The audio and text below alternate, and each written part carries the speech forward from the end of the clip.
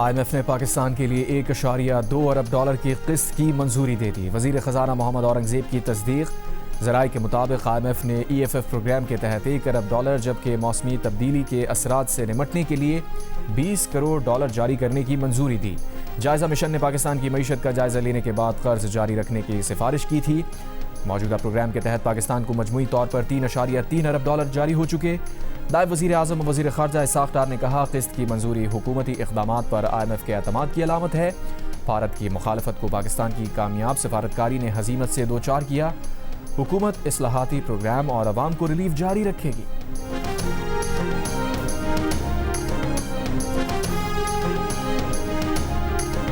Petrol की कीमत में ₹14.92 फ़ी लीटर इजाफा कर दिया गया। नई कीमत ₹414.78 फ़ी लीटर कर दी गई। डीजल की कीमत ₹15 फ़ी लीटर बढ़ा दी गई।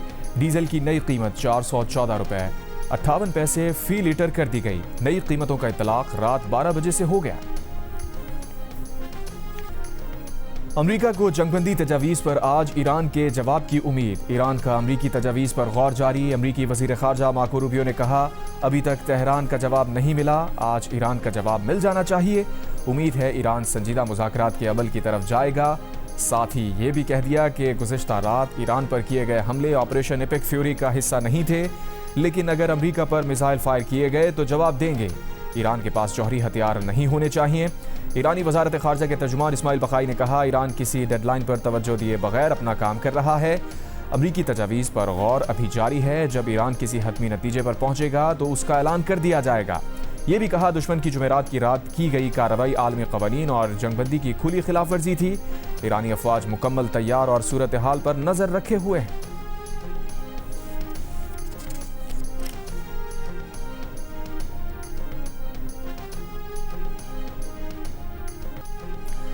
आबनाए हुर्मुज़ और अतराफ में अमरीका और ईरान की झड़पें। दोनों का एक दूसरे पर सीज़ फायर की खिलाफ वर्जी का इल्ज़ाम। जंगबंदी बरकरार होने का भी दावा। ईरान ने अमरीकी बहरी जहाज़ों पर हमले की वीडियो भी जारी कर दी। ईरानी हुक्काम के मुताबिक अमरीकी फ़ौज ने तिजारती बहरी जहाज़ और ऑयल टैंकर पर हमला किया। तिजारती जहाज़ पर हमले में 10 अफराद ज़ख्मी और 5 लापता हो गए। जवाब में ईरानी फोर्सेस ने अमरीकी जंगी बहरी जहाज़ों को निशाना बनाकर उन्हें नुकसान पहुँचाया। अमरीकी सेंटकॉम की ईरान के जजीरा कशम और बंदरगाह बंदर अब्बास पर हमले की तस्दीक। कहा, ईरानी अफवाज ने अमरीकी बहरी जहाज़ों पर मिसाइल, ड्रोन और छोटी कश्तियों से हमला किया। अमरीका ने जवाब में उन तंसीबात को निशाना बनाया जहां से हमला किया गया। नाकाबंदी की खिलाफ वर्जी करने पर 2 ईरानी परचम बरदार खाली टैंकर्स को भी निशाना बनाया गया।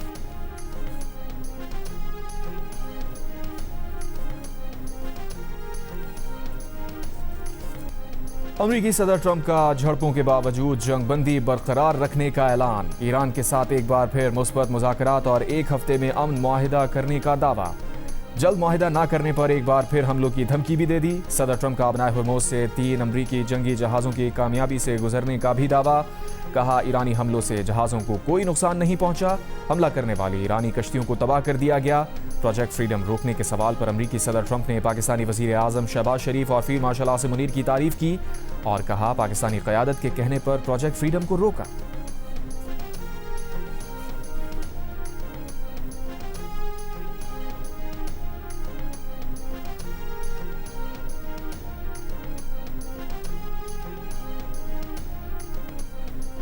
जब भी कोई सिफारती हल मेज़ पर आता है तो अमरीका लापरवाह होकर फौजी एडवेंचर करता है। जो भी वजूहात हों, नतीजा एक ही है कि ईरानी कभी दबाव के आगे नहीं झुकते।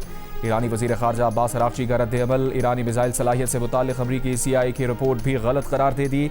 कहा, ईरान की मिसाइल सलाहियत 28 फरवरी के मुकाबले में 75 नहीं 120% है।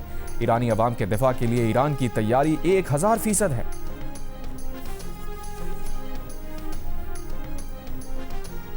अक़वाम मुत्तहिदा की सलामती काउंसिल में अमरीका ने ईरान मुखालिफ करारदाद का मुसवदा पेश कर दिया। ईरान से आबनाए हुर्मुज़ में हमले बंद और टोल ख़त्म करने का मुतालबा शामिल।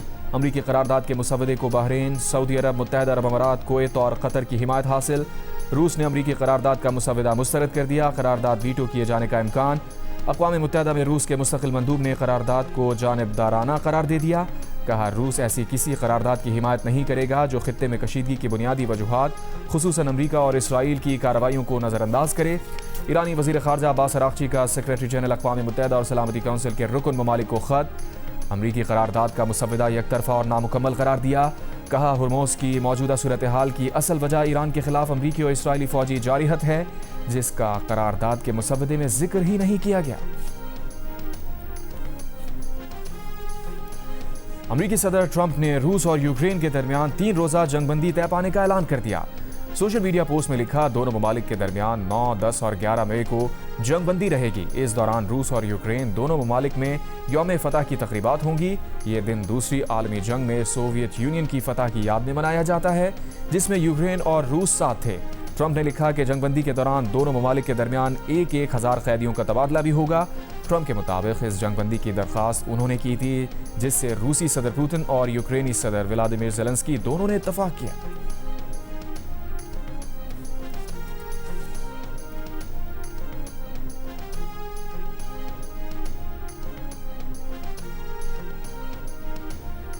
सिक्योरिटी फोर्सेस की जिला टांक में खवारिज की मौजूदगी की इत्तला पर कार्रवाई। फितनाल खवारिज के 4 दहशतगर्द मारे गए। डेरा इस्माइल खान में भी एक खारजी हलाक। ISPR के मुताबिक हलाक दहशतगर्दों से असलहा गोला बारूद बरामद हुआ। वज़ीर आज़म शहबाज शरीफ की फितनाल खवारिज के 5 दहशतगर्दों को हलाक करने पर सिक्योरिटी फोर्सेस की पजीराई।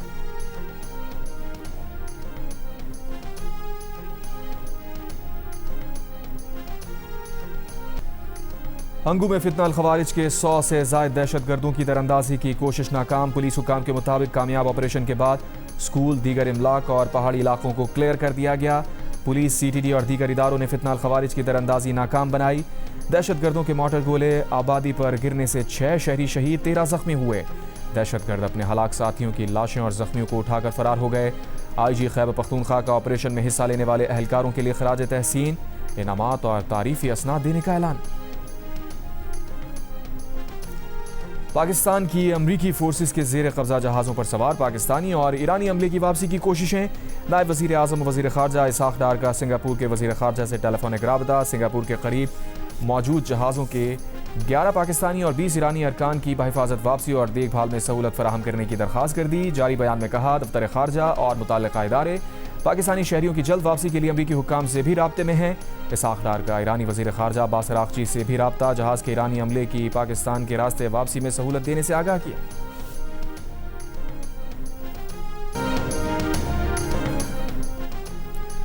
अमरीकी फ़ौज की जानिब से खलीज ओमान में निशाना बनने वाला ईरानी जहाज़ टॉस्का कराची पहुंच गया। जहाज़ को अमरीकी नेवी के गाइडेड मिसाइल जहाज़ ने निशाना बनाया था। पोर्ट ज़राए के मुताबिक जहाज़ की मरम्मत मुमकिना तौर पर शिप यार्ड में की जा सकती है। चीन का अपना हुर्मुज़ के करीब अपने टैंकर पर हमले पर इज़हार तशवीश। चीनी वज़ारत ख़ारजा का कहना है, टैंकर पर मौजूद चीनी अमले के जानी नुकसान से मुताल्लिक़ फ़िलहाल कोई इत्तला नहीं। गैर मुल्की न्यूज़ एजेंसी के मुताबिक चीनी टैंकर को 4 मई को मुत्तहदा अरब अमारात के साहिल पर हमले का निशाना बनाया गया था। हमले से जहाज़ के डेक पर आग लग गई थी। जहाज़ पर चाइना ओनर एंड क्रू दर्ज था।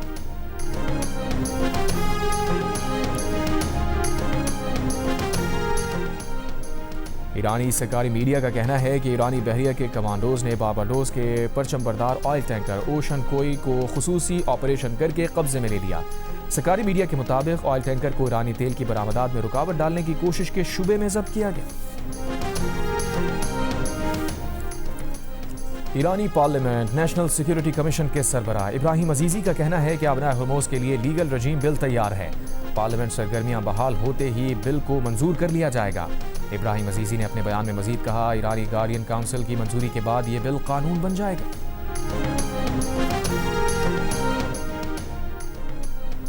ईरानी सदर मसूद पेज़ेश्कियान ने कहा है कि ईरान के लोगों की सकाफत में रवादारी की गहरी जड़ें हैं। इस सरजमीन की तारीख में जबर के खिलाफ जदोजहद चमकती है।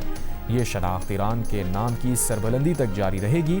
मुस्तक़बिल की दुनिया में इस्तेमार और इस्तेहसाल की पॉलिसी की कोई जगह नहीं। ईरान की पॉलिसी बाहमी एहतराम, मुश्तरका मफादात पर मबनी दोस्ताना ताल्लुकात को वुसअत देना है।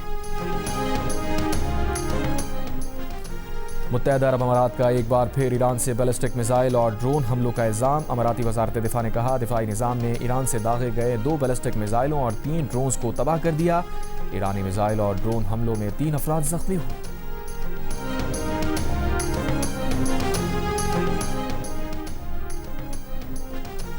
सऊदी अरब का खित्ते में कशीदगी कम करने और मुज़ाकरात की हिमायत पर मौक़िफ़ बरकरार। सऊदी नायब वज़ीर बराए पब्लिक डिप्लोमेसी रायत क्रेमली ने गैर मुसद्दिक़ा और नामालूम ज़राए से मंसूब खबरों से गुरेज़ का मशवरा दिया। कतरी वज़ीर आज़म शेख मोहम्मद बिन अब्दुर्रहमान अस्सानी अमरीका पहुंच गए। अरब मीडिया के मुताबिक कतरी वज़ीर आज़म अमरीकी हुक्काम से मुलाकातें करेंगे। अमरीकी हुक्काम से ईरान अमन तजावीज़ पर बातचीत मुतवक्के। उधर अमाराती नायब सदर शेख मंसूर बिन जायद का वफ्द के हमरा तुर्की का दौरा। तुर्क सदर रजब तैयब एर्दोआन से मुलाकात।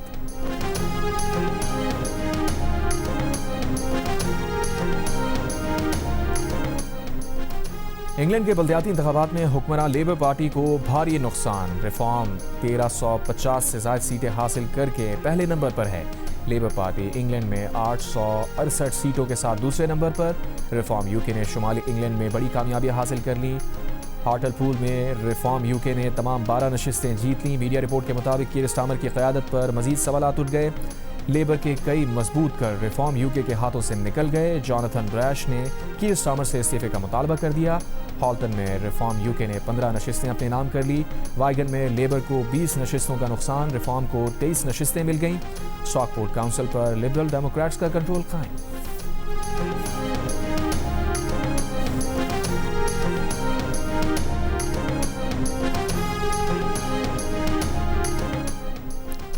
सदर मुमलिकत आसिफ अली जरदारी से ईरान में पाकिस्तान के नामजद सफ़ीर इमरान अहमद सिद्दीकी की मुलाकात। दो तरफ़ा ताल्लुकात को मज़ीद मजबूत बनाने के लिए काम करें। सदर मुमलिकत की ईरान के लिए नामजद सफ़ीर को हिदायत। सरहदी तिजारत और राब्तों को आसान बनाने और रुकावटें दूर करने पर जोर। सदर ने कहा पाकिस्तान ईरान के साथ ताल्लुकात को बहुत अहमियत देता है। तिजारत, अवामी रवाबित और ईरान जाने वाले पाकिस्तानी ज़ायरीन को सहूलतों की फराहमी पर तवज्जो दी जाए। पाकिस्तान खित्ते में अमन के लिए ईरान के साथ ताउन जारी रखने के लिए पुरअज़्म है।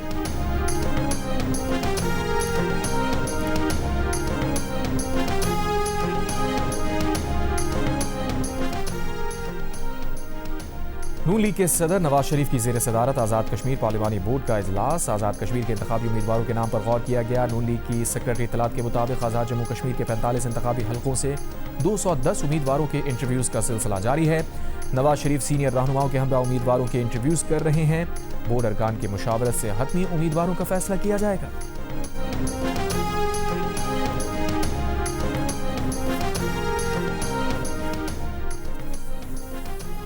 वफाकी वज़ीर इत्तलात अता तारड़ का कहना है कि भारतीय वज़ीर आज़म नरेंद्र मोदी इस वक्त आलमी सतह पर तन्हाई का शिकार हैं। वज़ीर आज़म के विजन और फील्ड मार्शल आसिम मुनीर की जंगी हिकमत अमली के बायस पाकिस्तान को फतह मिली। आज दुनिया पाकिस्तान को अमन की अलामत के तौर पर देखती है। इस्लामाबाद में मार्का हक की तकरीब से खिताब में उन्होंने कहा मार्का हक में हुकूमत, अपोजिशन और कौम मुत्तहिद थी। वज़ीर मुमलिकत बराए दाखिला तलाल चौधरी ने कहा एक साल में पाकिस्तान की इज्जत व वक़ार में जो इजाफा हुआ पिछली कई दिहाइयों में नहीं हुआ। भारत ने दोबारा ऐसी कोई गलती की तो भरपूर जवाब मिलेगा।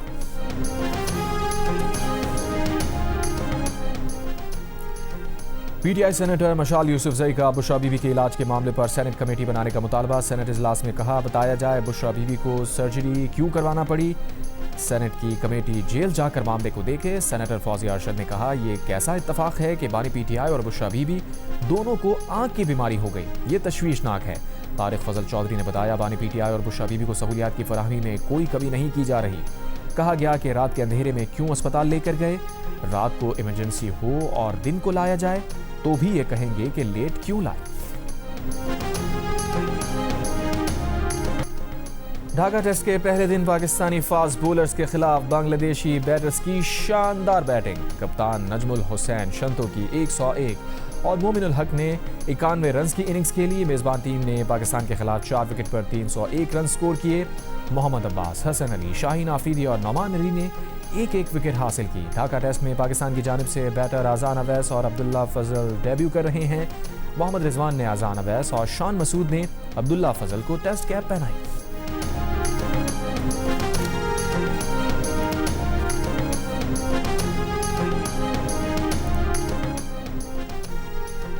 वफाकी वज़ीर दाखिला मोहसिन नकवी की साबिक़ा बांग्लादेशी वज़ीर आज़म खालिदा ज़िया की कब्र पर हाज़िरी। वज़ीर दाखिला ने बेगम खालिदा ज़िया की बांग्लादेश और अवाम की खिदमात को खराज अक़ीदत पेश किया। बलूचिस्तान के ज़िला चाकी और पेशीन में 2 हादसात, 15 अफराद की जान ले गए। चाकी में कार और गैस बाउजर के तसादुम में 10 अफराद जहाँ बहक 5 जख्मी हुए। पेशीन में रिक्शा ब्रेक फेल होने से खाई में जा गिरा, 5 अफराद जहाँ बहक 11 जख्मी। हैदराबाद में सिंध पब्लिक सर्विस कमीशन के दफ्तर के बाहर उम्मीदवारों का एहतजाज। मुसाबकती इम्तहानात में मनपसंद उम्मीदवारों को कामयाब करने का इल्ज़ाम। मुजाहिरीन का कहना था कि 2000 में से सिर्फ 70 उम्मीदवार पास हुए। मामले की तहकीकात का मुतालबा। मुजाहिरीन ने इल्ज़ाम लगाया Sindh public service commission corruption का गढ़ बन चुका है, मेरिट पामाल हो रहा है। तालीम याफ्ता नौजवान शदीद मायूस हैं।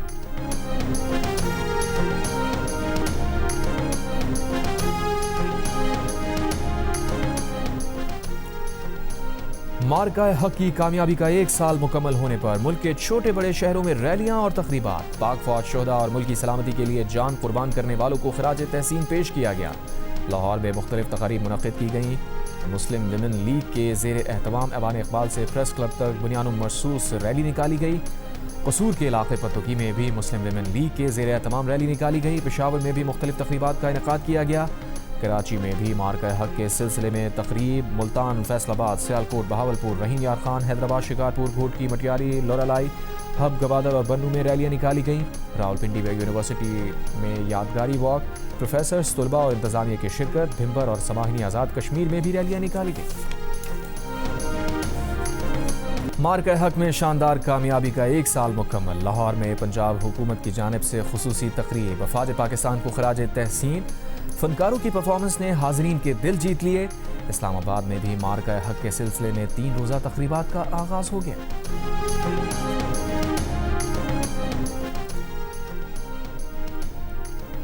सीनियर वजीर पंजाब मरियम औरंगजेब का लाहौर लिबर्टी चौक में मार्का-ए-हक की तकरीब से खिताब। कहा फौज और फील्ड मार्शल आसिम मुनीर को खराज तहसीन पेश कर रहे हैं। वजीर आज़म शहबाज शरीफ और वजीर आला पंजाब और अफवाज पाकिस्तान के साथ हैं। पूरी कौम ने दुश्मन के गुरूर को खाक में मिला दिया।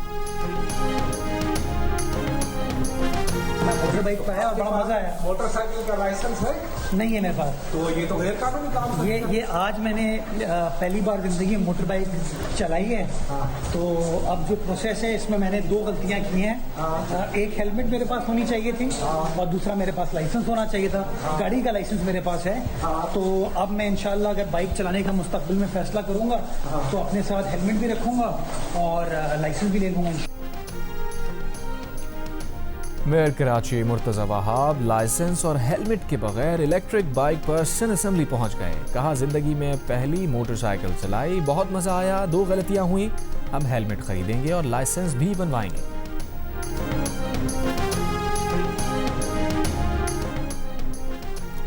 वफाकी हुकूमत की जानिब से बेनज़ीर इनकम सपोर्ट प्रोग्राम सूबों के हवाले करने पर गौर किया जा रहा है। वफाकी वज़ीर के अल्दास कोहिस्तानी का जियो न्यूज़ से गुफ्तगू में कहना था 18वीं तरमीम के बाद तमाम इख्तियारात सूबों के पास हैं, तो इमदादी रकूम भी सूबों को अदा करनी चाहिए। कुछ सूबों की जानिब से भी ये आवाज़ उठाई गई है। ताहम हुकूमत कोई भी फैसला इत्तेहादियों और सियासी जमातों से मुशावरत के बाद ही करेगी। बेनज़ीर इनकम सपोर्ट प्रोग्राम मुकम्मल ख़त्म करने की बात ज़ेर गौर नहीं।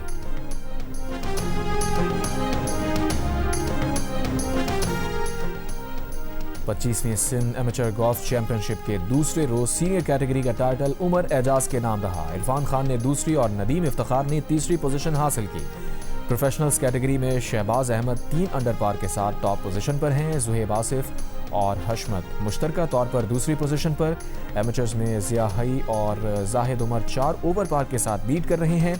हैदर बिलाल 5 ओवर पार के साथ दूसरे नंबर पर।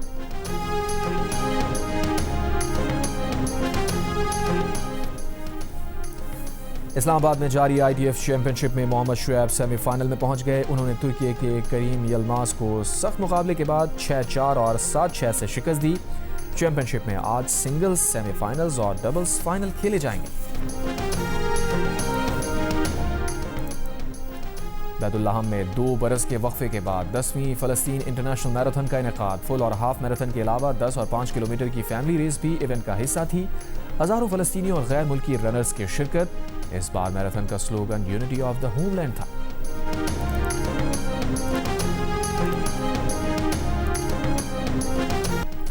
और मोहब्बत पे कब किसका जोर चलता है। मोहब्बत ना तो विरासत में मिलती है ना मिल्कियत में रहती है। जियो और 7 स्काई एंटरटेनमेंट की नई ड्रामा सीरियल मिल्कियत कुछ ऐसे ही जज्बात के साथ नाजरीन की दिलचस्पियां समेटने आ रही है। देखिए आज रात से रोजाना 9 बजे सिर्फ जियो पर।